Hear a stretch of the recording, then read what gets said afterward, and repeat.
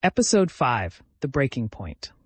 Alex sat frozen on her sofa, Marcus's scent still clinging to her skin, the threatening text burning into her vision even after she'd closed her phone. The October darkness pressed against her windows, and somewhere out there, someone was watching, waiting. She forced herself to breathe, to think like a barrister, not a terrified woman who'd just been told she'd endangered the man she was falling for. Now he's part of this too. The words echoed in her mind as she stood on shaking legs and moved to her bedroom. She needed to shower, to wash away the afternoon's intimacy before it became contaminated by whatever nightmare she'd dragged Marcus into. But as hot water streamed over her, all she could think about was his hands on her body, his mouth against hers, the way he'd looked at her like she was something precious. She'd ruined it. She'd ruined everything. By the time she emerged, wrapped in her robe with wet hair dripping down her back, it was nearly 7 o'clock. Her phone showed 3 more missed calls from Natasha and a text from Marcus. At hospital. Quiet night so far. Thinking about you. About this afternoon. About doing it again very soon. The casual intimacy of the message made her chest ache. He had no idea what she'd brought down on him. No idea that somewhere in London, someone was watching them both now, threatening them both. Alex's finger hovered over the call button. She should warn him. Tell him everything. The leak, the threats, the surveillance. Let him make an informed choice about whether he wanted to be involved with someone whose life was imploding. But before she could decide, her phone rang. Richard Morrison. Alex. His voice was strained, older than she'd ever heard it. We need to talk now. It's Sunday night. I know what bloody day it is. A pause, then quieter. I received another message, 20 minutes ago, from a different number. He exhaled shakily. It mentioned you by name, and someone called Marcus. Alex's legs gave out. She sank onto her bed, one hand pressed to her mouth. How do they know about Marcus? She whispered. That's what we need to determine. Can you come to Chambers? I'm here now. Richard, it's Sunday night. You should be... Someone is systematically destroying this firm and threatening my associates. His voice hardened. I'm exactly where I should be. Can you come or not? Alex looked at her reflection in the mirror across the room. Wet hair, pale face, eyes too wide. She looked like a victim. She hated it. Give me 40 minutes. The cab ride to Holborn felt endless. London's Sunday evening streets were quieter than usual, early autumn darkness making the city feel watchful and strange. Alex kept her phone in her hand, checking for new messages, new threats. But nothing came. She'd changed into jeans and a black sweater, pulled her damp hair into a bun. Professional armor felt wrong for a Sunday night emergency meeting, but she needed some kind of protection, some way to feel less exposed. Morrison and Blackwood's building was dark except for the 3rd floor, where light spilled from Richard's office windows. The security guard at the front desk, Michael, who'd been there for years, looked surprised to see her. Working late, Miss Morrison? Crisis on the Thornton case. The lie came easily. You know how it is. He nodded sympathetically and buzzed her through. As Alex climbed the stairs to the 3rd floor, her phone buzzed. Marcus. Trauma case just came in. Going to be a long night. Sleep well. Beautiful. Dream of me. The casual endearment made her eyes sting. She typed back quickly. Good luck with the case. Be safe. She wanted to say more. Wanted to tell him to watch his back. To be careful. To forgive her for whatever was coming. But what could she say that wouldn't sound insane? Richard's office door was open. He stood at the window overlooking the square, still in his weekend clothes. Chinos and a rugby shirt that emphasized his former athlete's build, gone slightly soft. He looked every one of his 58 years. Show me, Alex said without preamble. He handed her his phone without turning around. The message was from yet another unknown number, sent at 6:42 p.m. Richard Morrison's golden girl isn't so golden anymore, is she? Alexandra's been very busy this weekend. Very busy with Dr. Marcus Ashford. I wonder what Patricia Ashworth would think about Morrison and Blackwood's lead counsel being so distracted during a major case. Maybe I should tell her. Maybe I should tell everyone. Alex read it 3 times, each word driving deeper like a knife between her ribs. They know about Marcus, she said numbly. They know his full name. His profession. They've been watching us. Yes. Richard finally turned and his face was haggard. The question is, who? And why target your personal life alongside the professional crisis? Alex moved to the leather chair across from his desk and sank into it, her mind racing through possibilities. The leak and the threats have to be connected. Someone with access to Thornton files who also has the resources to surveil me personally. That's not random. Sarah Winters. The name hung in the air between them. Sarah wouldn't... Alex started, but Richard cut her off. Wouldn't what? Wouldn't resent being passed over for lead counsel on the biggest case of her career so far? Wouldn't be angry that you got senior associate at 30 while she's still fighting for scraps at 26? He leaned against his desk, arms crossed.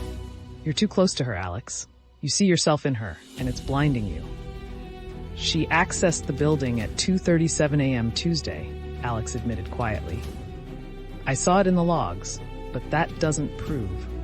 It proves she had opportunity, and now someone is threatening you specifically, targeting your personal life to destabilize you during a critical case. Who else would have both the motive and the means? Alex wanted to argue, but the logic was sound.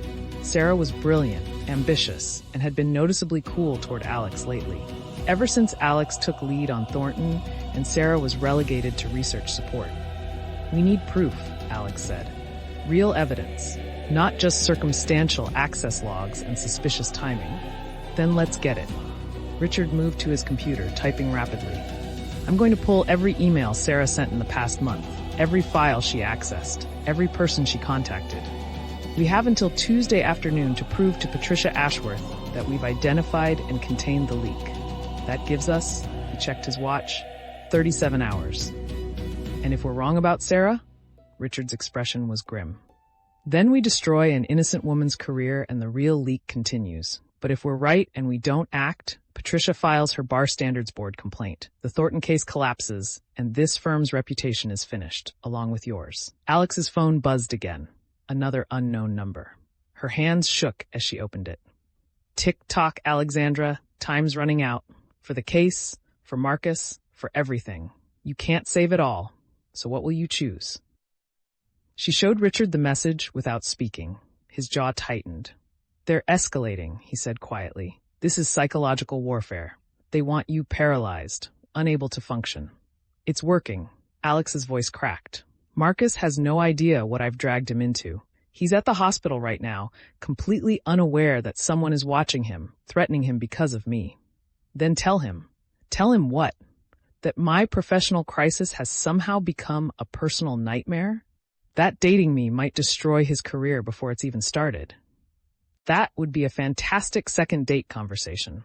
Richard moved around the desk and sat in the chair beside her, an unusual gesture of solidarity. Alex, listen to me. You're one of the finest legal minds I've ever worked with. You're meticulous, brilliant, and utterly committed to your work. But you're also human. You're allowed to have a personal life. You're allowed to want something beyond this. He gestured at the office, the files, the endless work. I sacrificed everything for this career, my marriage, my relationship with my son. And now I'm 58 years old, sitting in an empty office on a Sunday night, being threatened by an anonymous coward. Don't let that be your future. Alex blinked back tears. I don't know how to do both. How to be good at this and also let someone in. You learn. Richard's voice was gentle, and you trust that the right person will understand when things get complicated, which they always do in this profession. Her phone rang. Marcus's name lit up the screen. Alex stared at it, paralyzed. Richard nodded toward the phone. Answer it. Tell him the truth. Give him the choice. She answered on the fourth ring, her voice barely steady. Marcus? Hey! His voice was warm despite the background noise of the hospital. I know you're probably asleep, but I just had a minute between cases and I couldn't stop thinking about this afternoon. About you. A pause. Alex, you okay? You sound strange. And there it was. The moment of decision. She could lie, protect him, push him away, or she could trust him with the truth and let him decide if she was worth the chaos. I'm at Chambers, she said quietly. With Richard, we're dealing with a crisis. The leak you mentioned? It's worse than that. Alex took a shaky breath. Someone's been threatening me, watching me, and now they're threatening you too because of us. Silence. Then, what kind of threats? Texts from anonymous numbers. They know where I go, who I'm with. They knew about our date today. They mentioned you by name, Marcus, your full name and profession. Her voice broke. I'm so sorry. I should have told you before, but I thought if I just kept my distance, if I didn't let anyone in, you'd be safe. But I was wrong. Alex, his voice was firm, steady. Take a breath. Tell me exactly what's happened. So she did. Standing in Richard's office while he pretended to work at his computer, Alex told Marcus everything. The Thornton case, the leaked documents, Patricia Ashworth's ultimatum, the threatening texts that started after their first date, the surveillance, the escalating messages, the way the professional and personal had become impossibly entangled. When she finished, there was a long silence. Alex's heart hammered against her ribs, waiting for him to say this was too much, too complicated, too dangerous. Right, Marcus said finally. So someone is trying to destroy your career and terrorize you personally, and they've decided I'm leverage because we're involved. Another pause. Here's what's going to happen.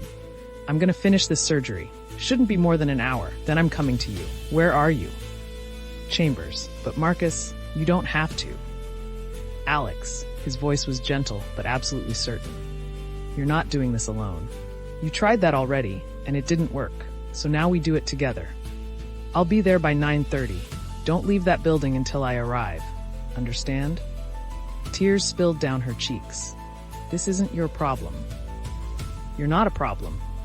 She could hear the smile in his voice despite the seriousness of the situation. You're someone I care about who's being threatened. That makes it very much my problem. Now say yes so I can focus on saving this person's life, and then I can come help save yours. Yes, Alex whispered. Okay, yes, good. See you soon, beautiful. He hung up before she could argue further.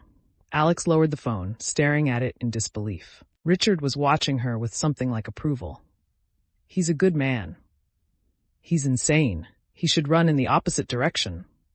He's in love with you, Richard said, it matter-of-factly, like diagnosing a medical condition. Or getting there quickly. I recognize the symptoms. Alex wanted to argue, but the words stuck in her throat. Instead, she pulled up Sarah's access logs on Richard's computer and began the painstaking work of building a case against her protégé. They worked in silence for 40 minutes, pulling emails, tracking file access, building a timeline. Sarah's digital footprint was meticulous, almost too meticulous. Every access had a justification. Every late-night login corresponded to a deadline or client meeting. She's careful, Alex murmured, scanning through another week of logs. If she's the leak, she's not leaving obvious traces. Or she's not the leak at all, Richard said quietly, which means we're back to square one with 36 hours remaining. Alex's phone buzzed. Security calling from downstairs. Ms. Morrison? There's a Dr. Marcus Ashford here to see you. Says you're expecting him? She checked the time. 9:28 p.m. Send him up, please. 2 minutes later, Marcus appeared in the doorway, still in surgical scrubs under his jacket, hair slightly mussed, exhaustion evident in the lines around his eyes. But when he saw Alex, his expression softened into something that made her chest ache. Hey, he said quietly. Richard stood, extending his hand. Richard Morrison, senior partner and the reason Alex is here at this ungodly hour on a Sunday. Marcus shook his hand firmly. Marcus Ashford, the reason she's being threatened, apparently. Not your fault. Richard's assessment was quick and approving. Alex, why don't you take Dr. Ashford to your office and brief him properly? I'll continue pulling Sarah's communications. We'll reconvene in an hour. It was a dismissal and a gift. Alex nodded gratefully and led Marcus down the hall to her smaller office. The moment the door closed behind them, he pulled her into his arms. Christ, Alex, he murmured against her hair. Why didn't you tell me sooner? Because I was trying to protect you. Her voice was muffled against his chest. I thought if I kept my distance, if I didn't let this thing between us go anywhere, you'd be safe. And instead, you've been dealing with this nightmare alone while falling for me anyway. He pulled back to look at her, his gray eyes serious. Not exactly a winning strategy.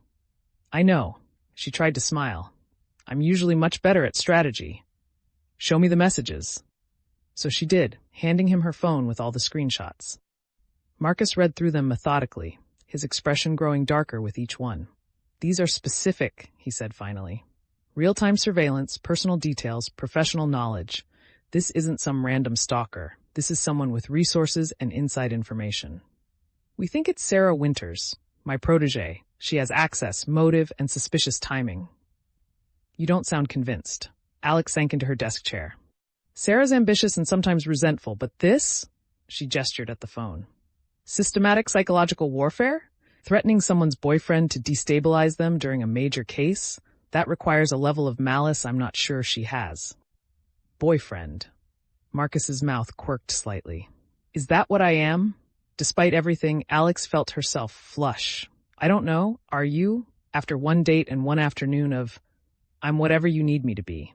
He crouched beside her chair, taking her hands, but preferably something that involves more afternoons like today, and mornings and evenings, and Marcus. But she was smiling now, really smiling.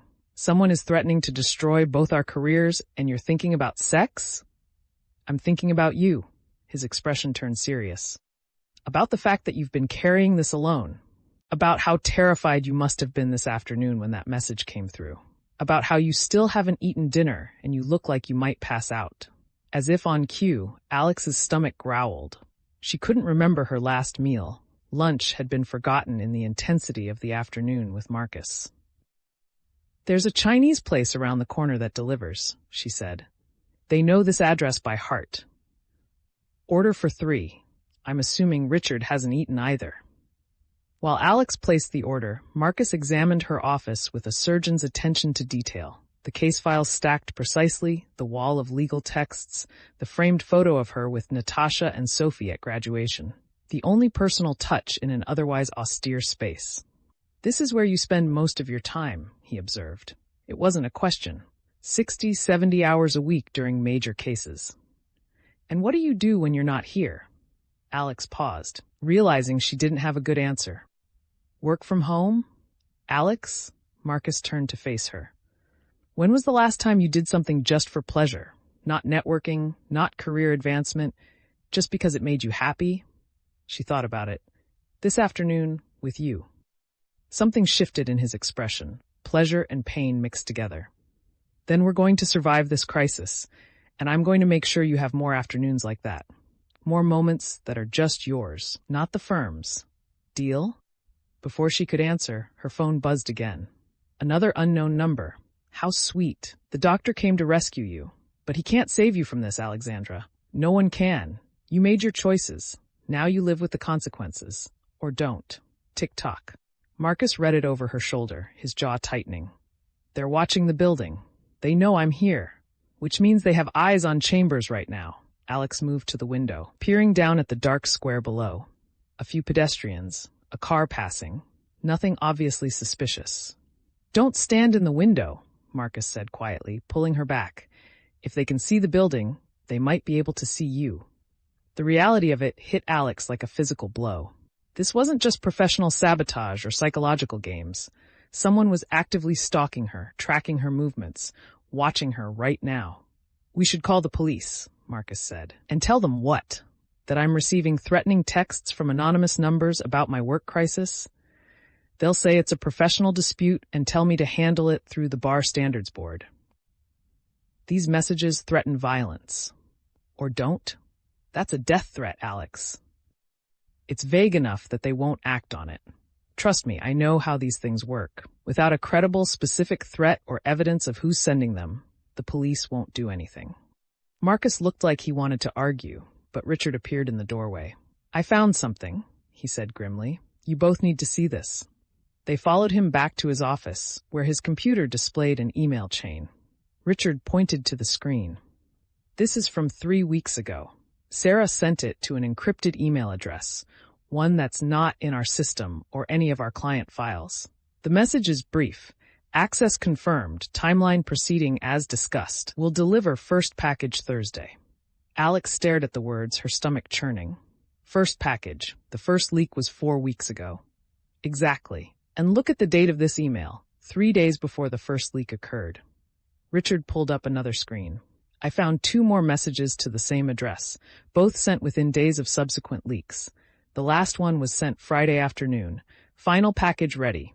Awaiting confirmation for delivery. Friday, Alex repeated. That's yesterday, which means there's another leak coming. Richard's face was gray. Something bigger than what Patricia Ashworth already has. Something Sarah is preparing to deliver to whoever is paying her. Marcus had been reading over their shoulders. Can you trace the recipient address? Not without involving IT forensics, which would alert Sarah that we're onto her. Richard ran a hand through his thinning hair. But this is enough. This proves she's been systematically leaking information to an outside party. It proves someone with access to Sarah's email account sent these messages. Alex corrected automatically, her barrister's mind working despite her exhaustion. It doesn't definitively prove Sarah herself sent them. Any decent defense counsel would argue her account was compromised. You're defending her? Richard's voice rose. After everything, I'm being objective. But even as Alex said it, she felt the weight of betrayal settling in her chest. Sarah, who she'd mentored and trusted and seen herself in.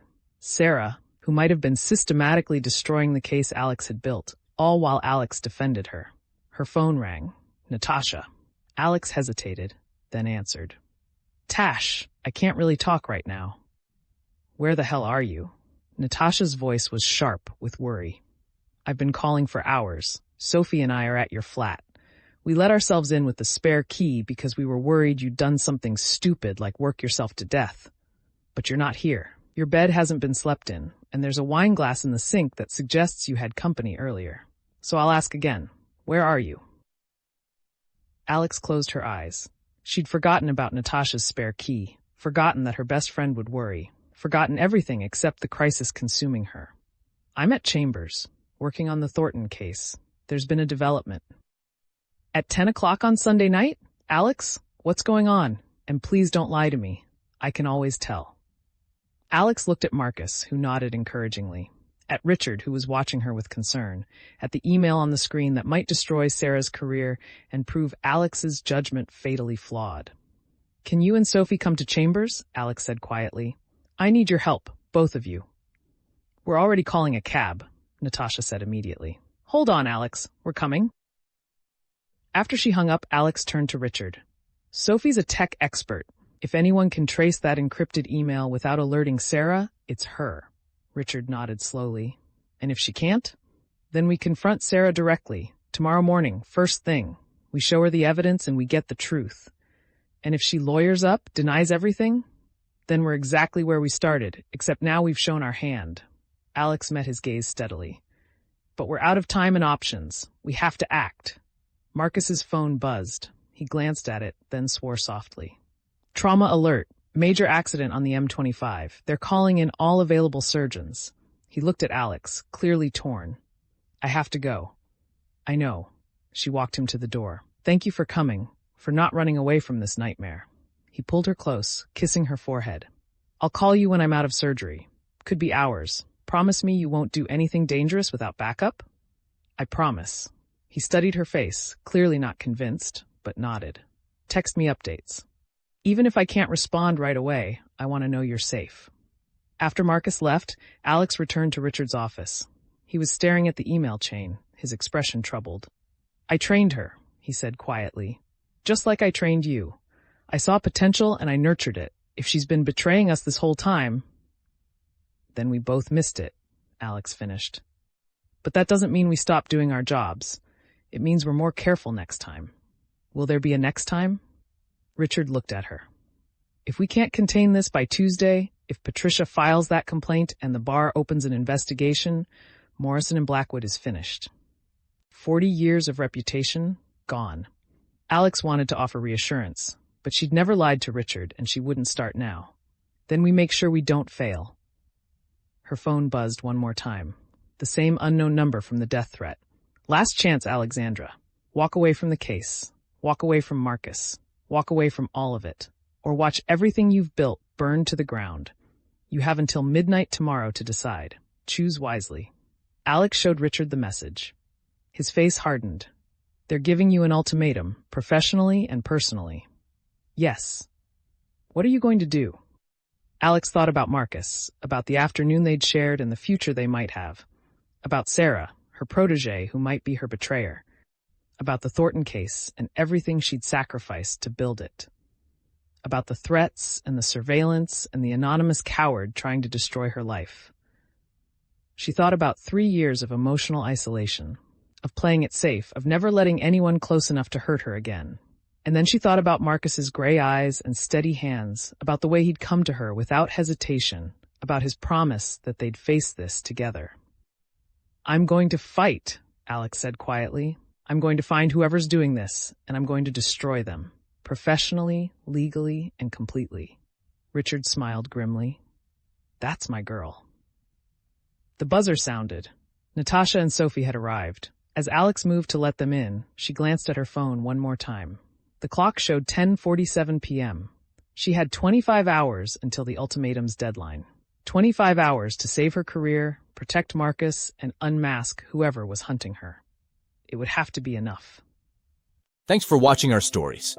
Don't forget to like and subscribe for more epic adventures. Thanks for watching our stories. Don't forget to like and subscribe for more epic adventures.